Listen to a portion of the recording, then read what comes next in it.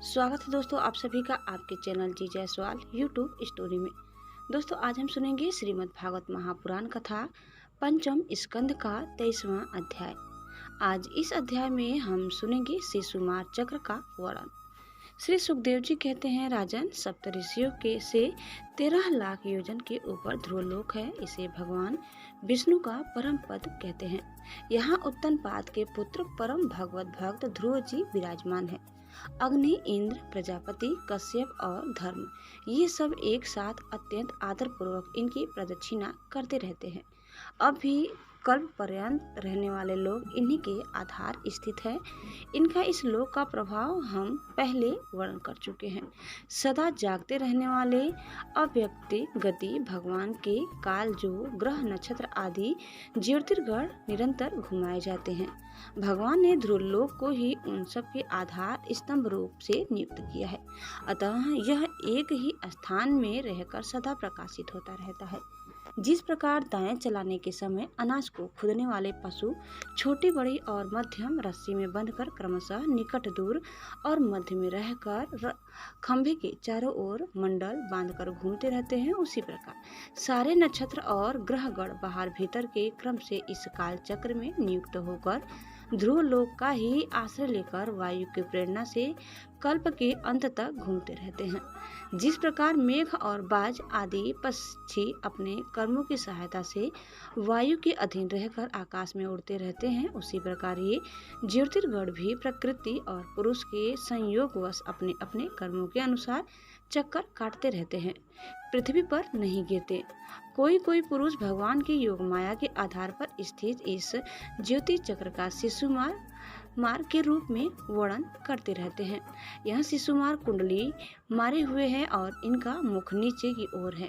इसकी पूंछ के सिरे पर ध्रुव स्थित है। पूंछ के मध्य भाग में प्रजापति, अग्नि, इंद्र और धर्म है। पूंछ की जड़ में धाता और विधाता है। इसके कटी प्रदेश में सप्तऋषि है।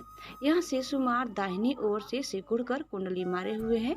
ऐसी स्थिति में अभिजीत से लेकर पुनर्वसुर पर्यंत जो उत्तरायण के 14 नक्षत्र है वे इसके दाहिने भाग में है, और पुष्य से लेकर उत्तराषाढ़ पर्यंत जो दक्षिणायन के 14 नक्षत्र है वे बाएं भाग में है। लोक में भी जब शिशुमार कुंडलाकार होता है तब उसके दोनों ओर के अंगों की संख्या समान रहती है। उसी प्रकार यहाँ नक्षत्र संख्या में भी समानता है। इसके पीठ में अजविधि है और उदर में आकाश गंगा है। राजन इसके दाहिने और बाएं कटी तटों में पुनर्वसु और पुष्य नक्षत्र है। पीछे के दाहिनी और बाएं चरणों में आद्रा और आश्लेषा नक्षत्र है तथा दाहिने और बाएं नथनों में क्रमशः अभिजीत और उत्तरा आषाढ़ है। इसी प्रकार दाहिने और बाएं नेत्रों में श्रवण और पूर्व आषाढ़ एवं दाहिने और बाएं कानों में घनिष्ठा और मूल नक्षत्र है। मघा आदि दक्षिणायन के 8 नक्षत्र बाईं पसलियों में और विपरीत क्रम में मृगशिरा आदि उत्तरायण के 8 नक्षत्र दाहिनी पसलियों में है। शतशिभा, शतभिषा और ज्येष्ठा ये 2 नक्षत्र क्रमशः दाहिने और बाएं कंधों की जगह है। इसके ऊपर की थुथनी में अगस्त्य, नीचे की ठोड़ी में नक्षत्र रूप यम, मुखों में मंगल, लिंग प्रदेश में शनि, कुकुद में बृहस्पति, छाती में सूर्य, हृदय में नारायण, मन में चंद्रमा, नाभि में शुक्र, स्तनों में अश्विनी कुमार, प्राण और अपान में बुध, गले में राहु, समस्त अंगों में केतु और रोमों में संपूर्ण तारागण स्थित है।